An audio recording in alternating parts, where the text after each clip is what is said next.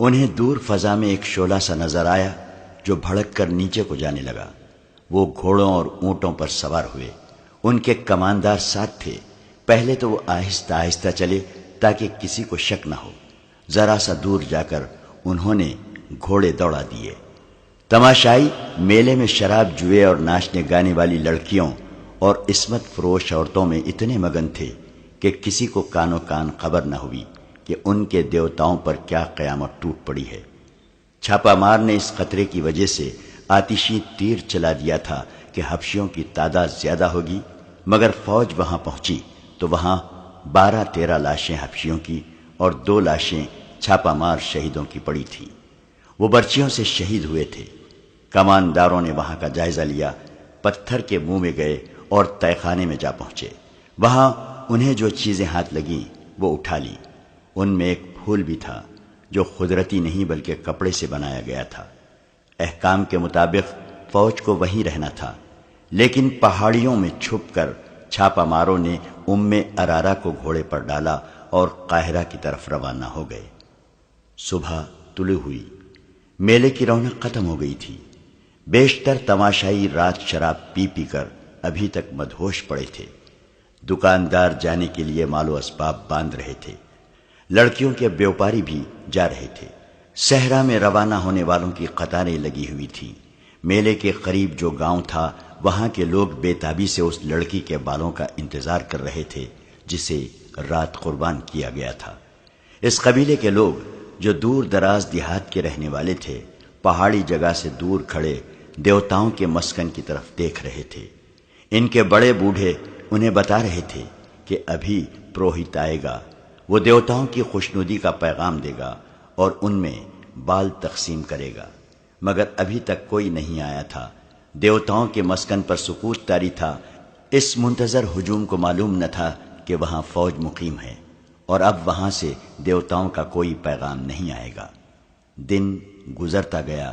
قبیلے کے جن نوجوانوں نے قربانی کی باتیں سنی تھی انہیں شک ہونے لگا کہ یہ سب جھوٹ ہے۔ دن گزر گیا، سورج انہی پہاڑیوں کے پیچھے جا کر ڈوب گیا۔ کسی میں اتنی جرت نہ تھی کہ وہاں جا کر دیکھتا کہ پروہت کیوں نہیں آیا۔ طبیب کو بلا لاؤ، سلطان ایوبی نے کہا۔ لڑکی پر نشے کا اثر ہے۔ ارارا اس کے سامنے بیٹھی تھی اور کہہ رہی تھی، میں انگوک کی ماں ہوں، تم کون ہو؟ تم دیوتا نہیں ہو؟ میرا شوہر کہاں ہے؟ میرا سر کاٹو اور دیوتا کو دے دو، مجھے میرے بیٹوں پر قربان کر دو۔ وہ بولے جا رہی تھی مگر اب اس پر غنودگی بھی طاری ہو رہی تھی۔ اس کا سر ڈول رہا تھا۔ طبیب نے آتے ہی اس کی کیفیت دیکھی اور اسے کوئی دوا دے دی۔ ذرا سی دیر میں اس کی آنکھیں بند ہو گئی۔ اسے لٹا دیا گیا اور وہ گہری نیند سو گئی۔ سلطان ایوبی کو تفصیل سے بتایا گیا کہ پہاڑی خطے میں کیا ہوا اور وہاں کیا ملا ہے۔ اس نے اپنے نائب سالار الناصر اور بہاؤالدین شداد کو حکم دیا کہ 500 سوار جائیں، ضروری سامان لے جائیں اور اس بت کو مسمار کر دیں، مگر اس جگہ کو فوج کے گھیرے میں رکھیں۔ حملے کی صورت میں مقابلہ کریں۔ اگر وہ لوگ دب جائیں اور لڑ نہ سکیں تو انہیں وہ جگہ دکھا کر پیار اور محبت سے سمجھائیں کہ یہ محض ایک فریب تھا۔ شداد نے اپنی ڈائری میں جو عربی زبان میں لکھی گئی تھی اس واقعے کو یوں بیان کیا ہے کہ وہ 500 سواروں کے ساتھ وہاں پہنچا۔ رہنمائی اس فوج کے کماندار نے کی جو پہلے ہی وہاں موجود تھا۔ سینکڑوں سوڈانی حبشی دور دور کھڑے تھے، ان میں سے بعض گھوڑوں اور اونٹوں پر سوار تھے۔ ان کے پاس برچیاں، تلواریں اور کمانیں تھیں۔ ہم نے اپنے تمام تر سواروں کو اس پہاڑی جگہ کے ارد گرد اس طرح کھڑا کر دیا کہ ان کے منہ باہر کی طرف اور ان کی کمانوں میں تیر تھے، اور جن کے پاس کمانیں نہیں تھیں ان کے ہاتھوں میں برچیاں تھیں۔ قطرہ خوریز لڑائی کا تھا۔ میں الناصر کے ساتھ اندر گیا۔ بت کو دیکھ کر میں نے کہا کہ فرعونوں کی یادگار ہے۔ حبشیوں کی لاشیں پڑی تھیں، ہر جگہ گھوم پھر کر دیکھا۔ 2 پہاڑیوں کے درمیان ایک کھنڈر تھا جو فرعونوں کے وقت کی خوشنما عمارت تھی۔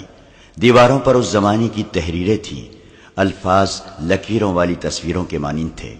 کوئی شبہ نہ رہا کہ یہ فرعونوں کی جگہ تھی۔ دیوار جیسی ایک پہاڑی کے دامن میں جھیل تھی جس کے اندر اور باہر 2-2 قدم لمبے مگرمچھ تھے۔ جھیل کا پانی پہاڑی کے دامن کو کاٹ کر پہاڑی کے نیچے چلا گیا تھا۔ پانی کے اوپر پہاڑی کی چھت تھی۔ جگہ خوفناک تھی۔ ہمیں دیکھ کر بہت سارے مگرمچھ کنارے پر آ گئے اور ہمیں دیکھنے لگے۔ میں نے سپاہیوں سے کہا، حبشیوں کی لاشیں جھیل میں پھینک دو، یہ بھوکے ہیں۔ وہ لاشیں گھسیٹ کر لائے اور جھیل میں پھینک دی۔ مگرمچھوں کی تعداد کا اندازہ نہیں، پوری فوج تھی۔ لاشوں کے سر باہر رہے اور یہ سر پانی میں دوڑتے پہاڑی کے اندر چلے گئے۔ پھر پروہت کی لاش آئی۔ اس نے دوسرے انسانوں کو مگرمچھوں کے آگے پھینکا تھا۔ ہم نے اسے بھی جھیل میں پھینک دیا۔ 2 سپاہی 4 سوڈانی لڑکیوں کو لائے۔ وہ کہیں چھپی ہوئی اور اریاں تھیں۔ کمر کے ساتھ ایک پٹا آگے اور ایک پیچھے بندھا تھا۔ میں نے اور الناصر نے منہ پھیر لیے۔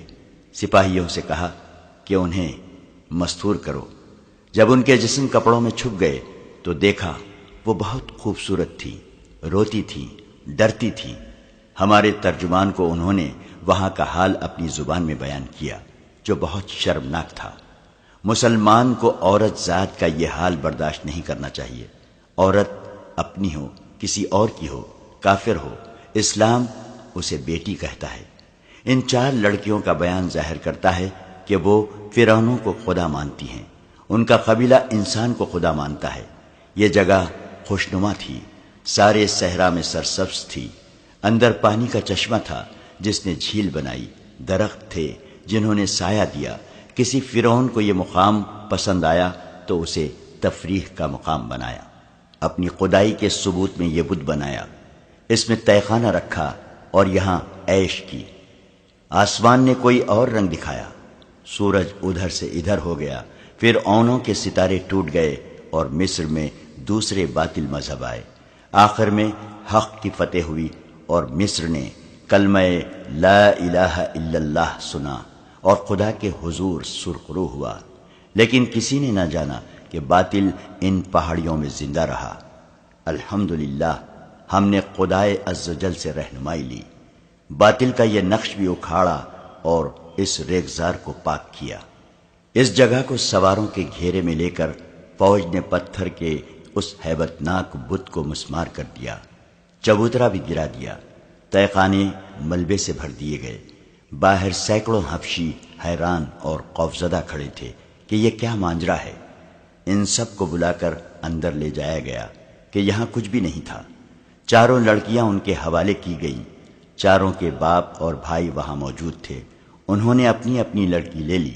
انہیں بتایا گیا کہ یہاں ایک بدکار آدمی رہتا تھا، وہ مگرمچھوں کو کھلا دیا گیا ہے۔ ان سینکڑوں حبشیوں کو اکٹھا بٹھا کر ان کی زبان میں واز دیا گیا۔ وہ سب خاموش رہے۔ انہیں اسلام کی دعوت دی گئی، وہ پھر بھی خاموش رہے۔ کبھی کبھی شک ہوتا تھا جیسے ان کی آنکھوں میں خون اتر آیا ہے۔ انہیں یہ الفاظ دھمکی کے لہجے میں کہے گئے، اگر تم سچے خدا کو دیکھنا چاہتے ہو تو ہم تمہیں دکھائیں گے۔ اگر تم اسی جگہ کو جہاں تم بیٹھے ہو اپنے جھوٹے خداؤں کا گھر کہتے رہو گے تو ہم ان پہاڑوں کو بھی ریزہ ریزہ کر کے ریت کے ساتھ ملا دیں گے۔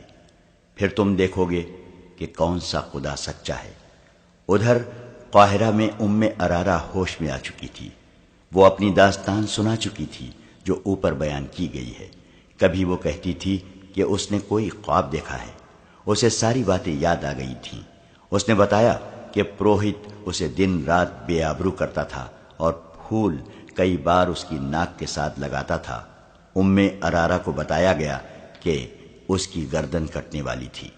اگر چھاپا مار بر وقت نہ پہنچ جاتے تو اس کا سر غار میں اور جسم مگرمچھوں کے پیٹ میں ہوتا۔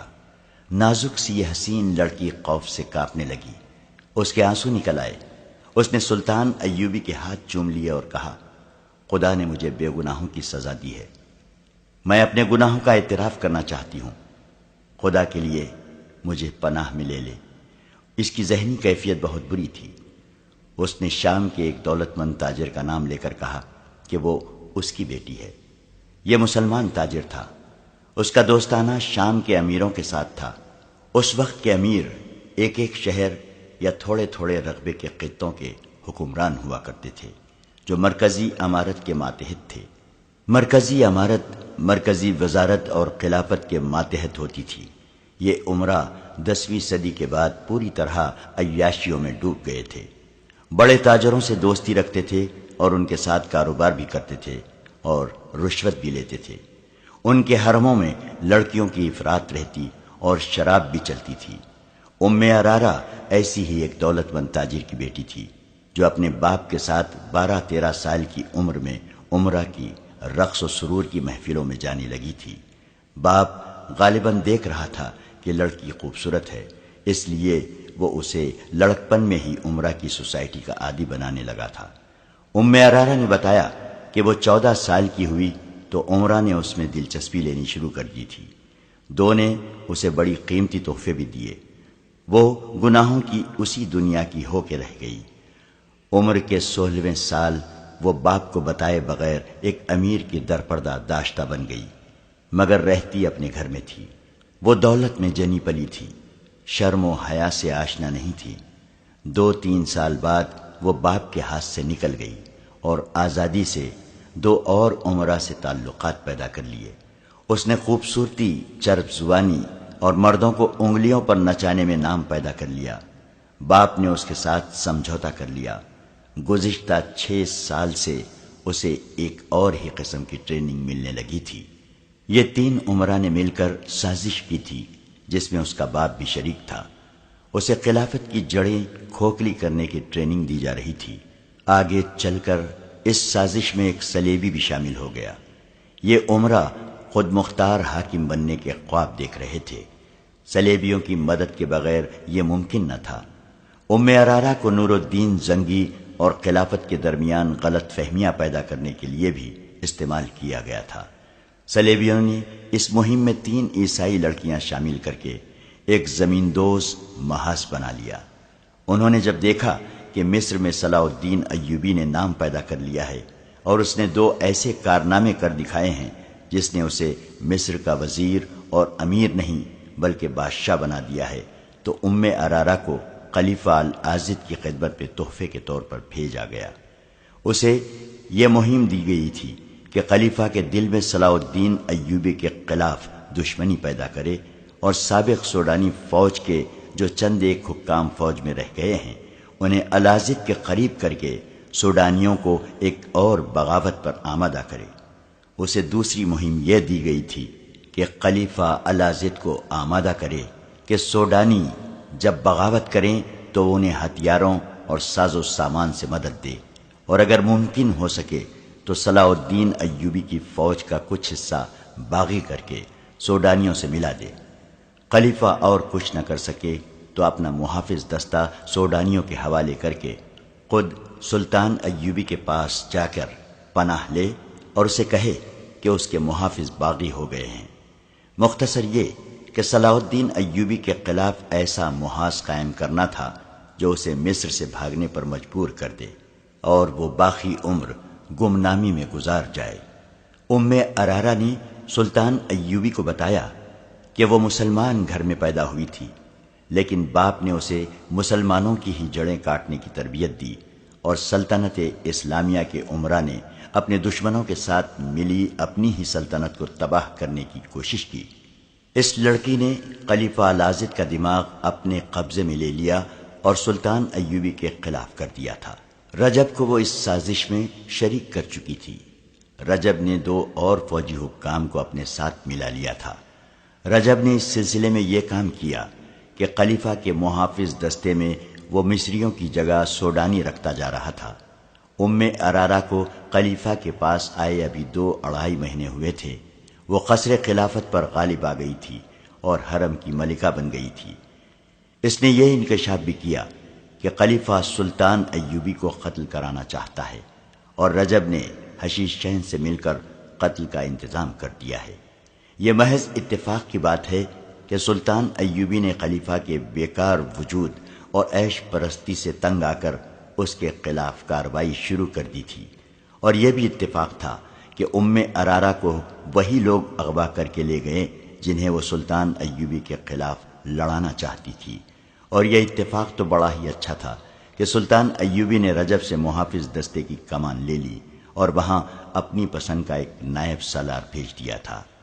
مگر ان اتفاقات نے حالات کا دھارا موڑ کر سلطان ایوبی کے لیے ایک خطرہ پیدا کر دیا۔ سلطان نے ام ارارہ کو اپنی پناہ میں رکھا۔ لڑکی بری طرح پچھتا رہی تھی اور گناہوں کا کفارہ ادا کرنا چاہتی تھی۔ قدرت نے اسے ایک دھچکا دے کر اس کا دماغ درست کر دیا تھا۔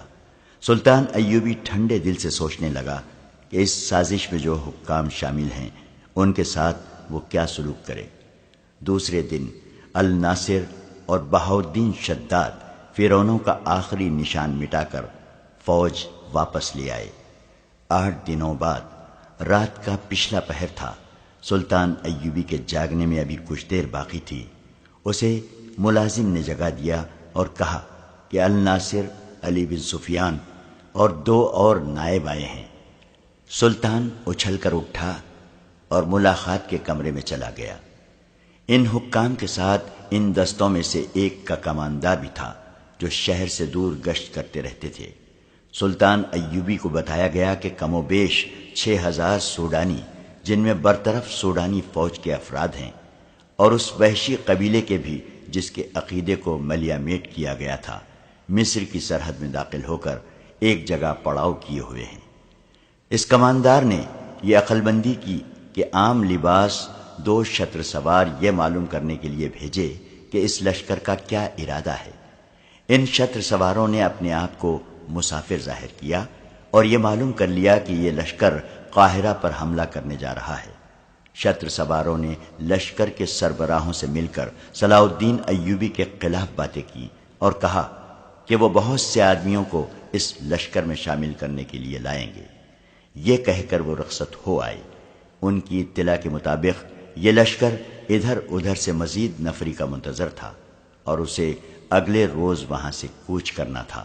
سلطان ایوبی نے پہلا حکم یہ دیا کہ خلیفہ کے محافظ دستے میں صرف 50 سپاہی اور 1 کماندار رہنے دو، باقی تمام دستے کو چھاؤنی میں بلا لو۔ اگر خلیفہ احتجاج کرے تو کہہ دینا کہ یہ میرا حکم ہے۔ سلطان نے علی بن سفیان سے کہا کہ اپنے شعبے کے کم از کم 100 آدمی جو سوڈانی زبان اچھی طرح بول سکتے ہیں، سوڈانی باغیوں کے بھیس میں اس کماندار کے ساتھ ابھی روانہ کر دو۔ کماندار سے کہا کہ یہ 100 آدمی ان 2 شتر سواروں کے ساتھ سوڈانیوں کے لشکر میں شامل ہوں گے۔ یہ 2 شتر سوار سنتری بتائیں گے کہ وہ وعدے کے مطابق مدد لائے ہیں۔ ان کے لیے ہدایات یہ دی کہ وہ لشکر کی پیش قدمی کے متعلق اطلاعیں دیں اور یہ دیکھیں کہ رات کے وقت اس لشکر کے جانور اور رسد کہاں ہوتی ہے۔ سلطان ایوبی نے الناصر سے کہا کہ تیز رفتار گھوڑ سوار چھاپا ماروں اور چھوٹی منجنیقوں کے دستے تیار رکھو۔ میں نے سوچا تھا کہ سیدھی ٹکر لے کر سوڈانیوں کو شہر سے دور ہی ختم کیا جائے۔ الناصر نے کہا نہیں۔ سلطان ایوبی نے کہا یاد رکھو الناصر، اگر دشمن کی تعداد کبھی تم سے تھوڑی ہو تو بھی براہ راست تصادم سے گریز کرو۔ رات کو چھاپا مار استعمال کرو، شب خوں مارو، دشمن کو پہلو سے لو، عقب سے لو، ضرب لگاؤ اور بھاگو۔ دشمن کی رسد تباہ کرو، جانور تباہ کرو، دشمن کو پریشان کرو، اس کے دستے بکھیر دو، اسے آگے آنے کی مہلت نہ دو، اسے دائیں بائیں پھیل جانے پر مجبور کر دو۔ اگر سامنے سے ٹکر لینا چاہتے ہو تو یہ نہ بھولو کہ یہ صحرا ہے۔ سب سے پہلے پانی کی جگہ پر قبضہ کرو، سورج اور ہوا کے رخ کو دشمن کے خلاف رکھو، اسے پریشان کر کے اپنی پسند کے میدان میں لاؤ۔ میں تمہیں عملی سبق دوں گا۔ اس لشکر کی یہ خواہش میں پوری نہیں ہونے دوں گا کہ وہ قاہرہ تک پہنچے یا میری فوج کے آمنے سامنے جا کر لڑے۔ اس نے علی بن سفیان سے کہا تم جن 100 آدمیوں کو لشکر میں شامل ہونے کے لیے بھیجو گے انہیں کہنا کہ وہ سوڈانیوں میں یہ افواہ پھیلا دیں کہ 6-7 دنوں تک صلاح الدین ایوبی فلسطین پر حملہ کرنے کے لیے جا رہا ہے، اس لیے قاہرہ پر حملہ اس کی غیر حاضری میں کیا جائے گا۔ ایسی بہت سی ہدایات اور احکام دے کر سلطان ایوبی نے انہیں بتایا کہ وہ آج شام سے قاہرہ میں نہیں ہوگا۔ اس نے انہیں قاہرہ سے بہت دور ایک جگہ بتائی۔ وہ اپنا ہیڈ کوارٹر دشمن کے قریب رکھنا چاہتا تھا تاکہ جنگ اپنی نگرانی میں لڑا سکے۔ سب نے ملاقات کے کمرے میں ہی صبح کی نماز پڑھی اور سلطان ایوبی کے احکام پر کارروائی شروع ہو گئی۔ سلطان ایوبی تیاری کے لیے اپنے کمرے میں چلا گیا۔ سوڈانیوں کے لشکر میں اضافہ ہوتا جا رہا تھا۔ 2 سال گزرے، ان کی ایک بغاوت پوری طرح ناکام ہو چکی تھی۔ دوسری کوشش کی تیاریاں اسی وقت شروع ہو گئی تھیں۔ صلیبیوں نے مدد کا وعدہ کر رکھا تھا اور جاسوسوں کی بہت بڑی تعداد مصر میں داخل کر دی گئی تھی۔ سوڈانیوں کا حملہ ایک نہ ایک روز آنا ہی تھا، لیکن یہ اچانک آ گیا۔ وجہ یہ تھی کہ سلطان ایوبی نے ایک سوڈانی قبیلے کے مذہب پر فوجی حملہ کیا اور اس کے دیوتاؤں کا مسکن تباہ کر دیا تھا۔ یہ وجہ معمولی نہیں تھی۔ مصر میں جو سلطان ایوبی کے مخالفین تھے، انہوں نے اس کے اس اقدام کو اس کے خلاف استعمال کیا۔ سوڈانی فوج کے برطرف کیے ہوئے باغی کمانداروں کو بھی موقع مل گیا۔ یہ سب فوراً حرکت میں آ گئے۔ ان میں مصری مسلمان بھی تھے۔ انہوں نے اس قبیلے کے مذہبی جذبات کو بھڑکایا اور انہیں کہا کہ ان کا مذہب سچا ہے اور اگر وہ سلطان ایوبی کے خلاف اٹھیں گے تو ان کے دیوتا اپنی توہین کا انتقام لینے کے لیے ان کی مدد کریں گے۔ انہوں نے 5-7 دنوں میں لشکر جمع کر لیا اور قاہرہ پر حملے کے لیے چل پڑے۔ جو ادھر ادھر کے لوگوں کو پتہ چلتا تھا، وہ اس لشکر میں شامل ہوتے جاتے تھے۔ 2 شتر سواروں کے ساتھ جب 100 مسلح آدمی اس لشکر میں شامل ہوئے، یہ لشکر سرحد سے آگے آ گیا تھا اور ایک جگہ پڑاؤ کیے ہوئے تھا۔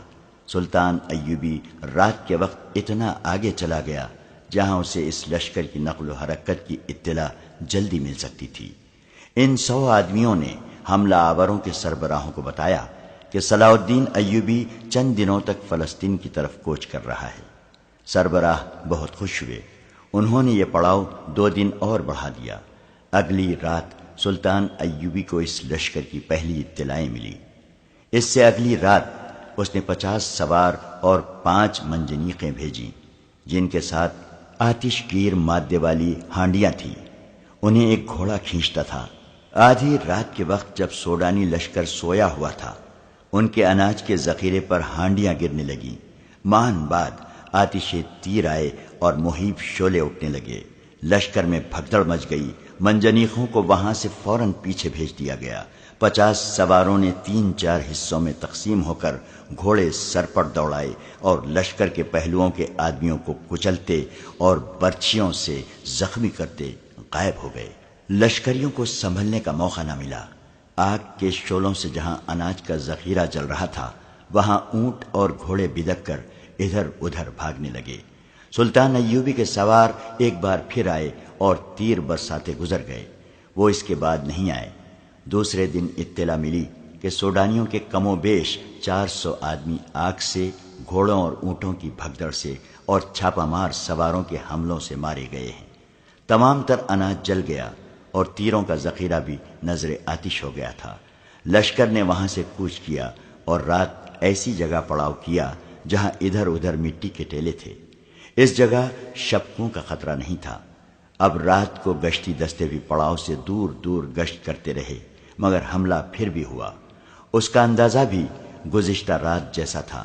لشکر کے سربراہوں کو معلوم نہیں تھا کہ ان کی 2 گشتی دستے سلطان ایوبی کے چھاپا ماروں کی گھات میں آ گئے تھے اور مارے گئے ہیں۔ تیر اندازوں نے ٹیلوں سے آتشیں تیر چلائے اور غائب ہو گئے۔